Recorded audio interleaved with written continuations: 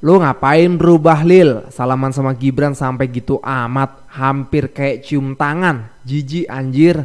Wajarnya ke Pak Prabowo yang lebih senior. Assalamualaikum warahmatullahi wabarakatuh. Kembali lagi di channel Prayoga Muhammad. Gimana kabar kalian semua? Semoga baik-baik saja ya, dan dilancarkan segala rizkinya.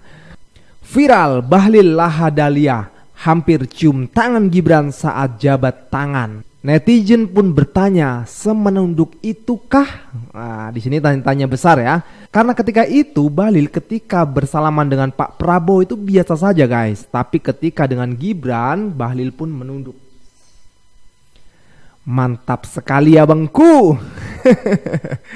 Ada apakah ini? Ini menjadi pertanyaan ya untuk rakyat kebanyakan gitu loh. Yang bertanya-tanya kenapa sih kok segitunya gitu loh. Apa karena ini efek dari Bapak Mulyono? Ya tentu saja ya. Karena kita tahu kedekatan Bahlil dengan Bapak Jokowi itu sangat dekat sekali. Bahkan Bahlil pun bisa menduduki kursi tahta menjadi ketua umum Golkar itu ya. Diisukan ada campur tangan juga dari sang tukang kayu. Ya kita tahulah ya ceritanya bagaimana ya.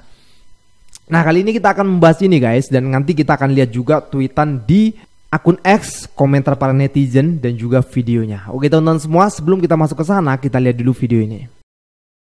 Bahlil kelihatan tunduk banget sama Gibran.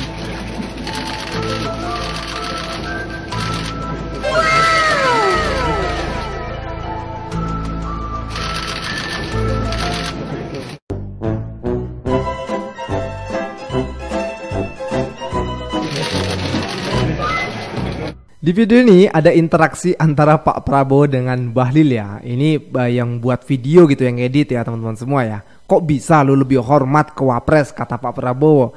Kata Bahlil, lagi ngejilat itu pak. Ya tentu saja ini membuat heboh di kalangan netizen ya. Yang bertanya-tanya kok bisa segitunya sih Bahlil dengan Gibran Rakabuming Raka. Apa ini karena banyaknya buzzer yang sudah mulai mengatakan bahwasanya Gibran 2029 atau bagaimana teman-teman semua. Tapi kan ini kan baru mulai pemerintahan Pak Prabowo. Harusnya Bahlil lebih dekat dan erat dengan Pak Prabowo dong. Lebih hormat dengan Pak Prabowo dong, ya kan? Coba kita lihat dulu komentar di akun X. Dari King Purwa, lo ngapain Bro Bahlil? Salaman sama Gibran sampai gitu amat, hampir kayak cium tangan. Jijik anjir. Wajarnya ke Pak Prabowo yang lebih senior. Tapi lu biasa-biasa aja salamannya. Kalaupun dilakukan sama Prabowo seperti itu, ya sama jijik juga sih katanya kan gitu ya.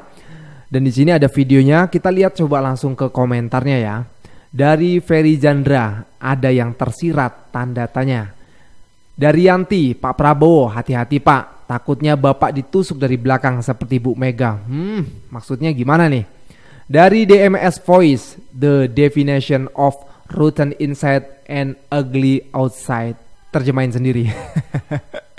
Dari Halimah, Bahlil sang penjilat, sifatnya sama-sama licik, culas dan gak tahu malu. Dia merasa ada temennya. Luar biasa sih ya. Dari Halimah juga nih, ingat gak saat Gibran hormat dan tunduk ke orang yang lebih tua sampai dipuji adab dia. Kaesang juga, udah jadi wapres, biasa saja tuh adab dia, malah adab Didit yang masih cium tangan ke orang lebih tua. Ya memang budaya Indonesia seperti itu ya. Kalau orang yang lebih muda itu salaman dengan orang yang lebih tua itu biasanya cium tangan. Itu untuk menghormati gitu ya teman-teman semua ya. Dari Rijal, dia lebih menghormati Wapres daripada Presiden. Gampang kan menilainya? Bisa jadi kan. Coba dari Taufik, iya ya sampai segitunya salaman sama Gibran. Tapi ada hiburan juga tuh saat ngelihat soal salaman di video itu. Yaitu ketika sikap LBP yang nampak agak enggan bersalaman sama Gibran. Coba perhatikan deh. LBP, Luhut Binsar Panjaitan. Iya tah? Gak ngeliat sih gue sih. Yang terakhir dari Copy Pahit ya. Namanya juga cari muka bang. Mau gimana lagi? Kalau bicara mau cari muka, harusnya kan cari muka dengan Pak Prabowo. Karena Pak Prabowo itu presidennya, sementara Gibran itu wakil presiden ya kan. Jadi rasa-rasanya sih nggak masuk akal juga kalau mau cari muka doang ya. Tentu ini di belakangnya ada sebuah sejarah yang membuat akhirnya Pak Bahlil ini sangat hormat dan tunduk kepada Gibran Rakabuming Raka. Ya sudah kita tahu lah ya bagaimana kedekatan Bahlil dengan Bapak Jokowi. Bicara soal Bahlil juga tentu bicara soal Golkar ya, yang dimana Golkar itu ada 8 kursi loh di kabinet Pak Prabowo. Banyak sekali kan, kok bisa seperti itu ya? Katanya juga sih karena tukaran dengan kursi MPR, ketua MPR gitu ya.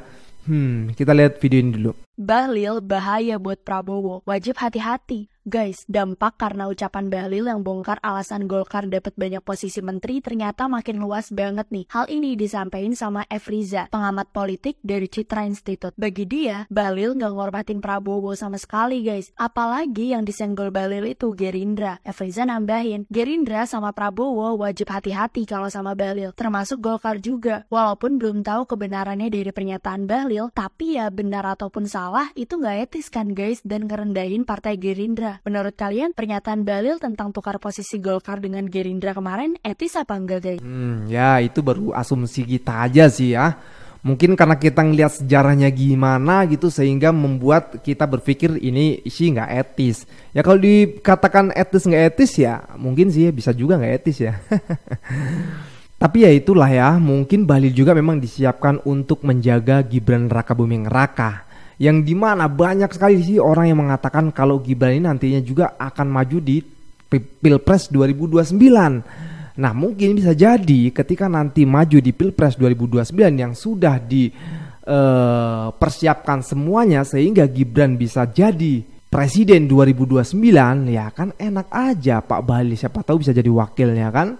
Kita nggak tahu guys, kita lihatlah nanti ke depannya. Tapi yang pasti sekarang kita bangga sih punya presiden Pak Prabowo Subianto yang benar-benar merubah semuanya. Ya kita belum lihat lah nanti 100 hari Pak Prabowo bekerja bagaimana ya. Tapi warna-warnanya ini udah kelihatan banget nih perbedaan antara Mulyono dan Pak Prabowo Subianto ini. Lebih gimana ya, pokoknya beda lah. Keren lah, keren. Ngomongin Pak Prabowo, gue jadi inget juga sih soal Sandra menyandra ini. Bahkan ada netizen yang mengatakan ya, lawan dong Pak sandraan dari Pak Mulyono. Tapi kita lihat dulu nih di akun X. Ini tweetan dari Lira.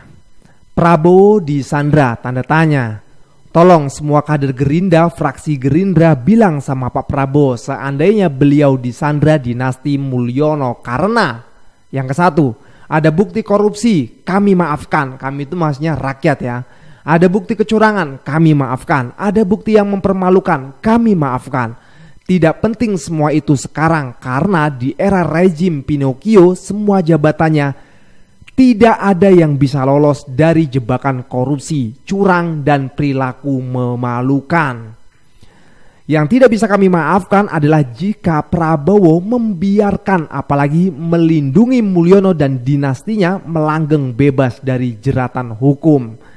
Share biar sampai ke telinganya Pak Presiden Prabowo Subianto.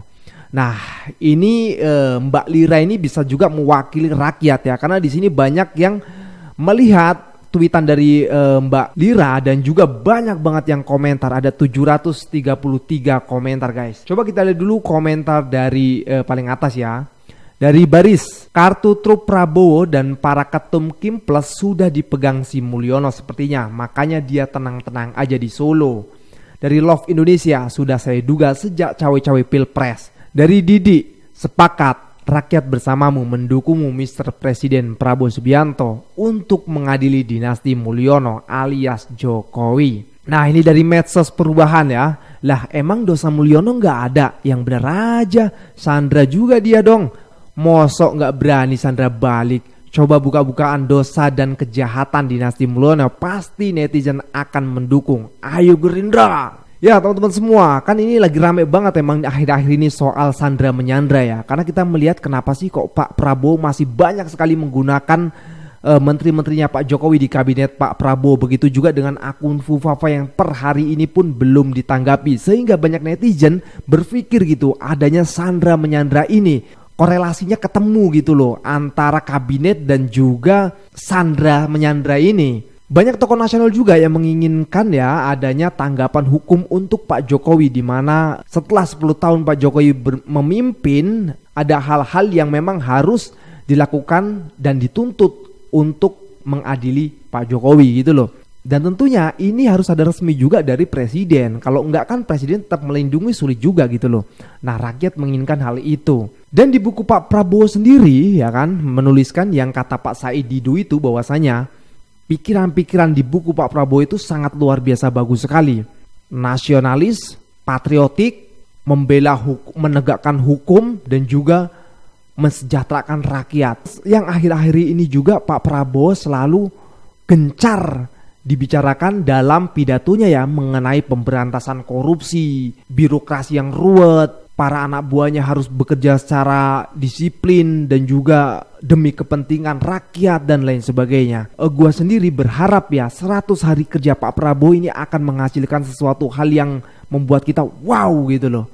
Perubahan-perubahan yang sangat menakjubkan ya, kita doakan saja ya teman-teman semua. Dan yang terakhir, kita doakan terus Pak Prabowo agar sehat ya kan sampai selesai tugasnya, dan juga untuk yang ada di sekeliling Pak Prabowo untuk bisa menjaganya dengan baik. Karena rakyat sebenarnya masih khawatir dengan yang namanya Fufu Fafa ini, yang dimana harus segera ditindaklanjuti. Oke teman-teman semua, sekian dari gue Afrika Muhammad. Wassalamualaikum warahmatullahi wabarakatuh.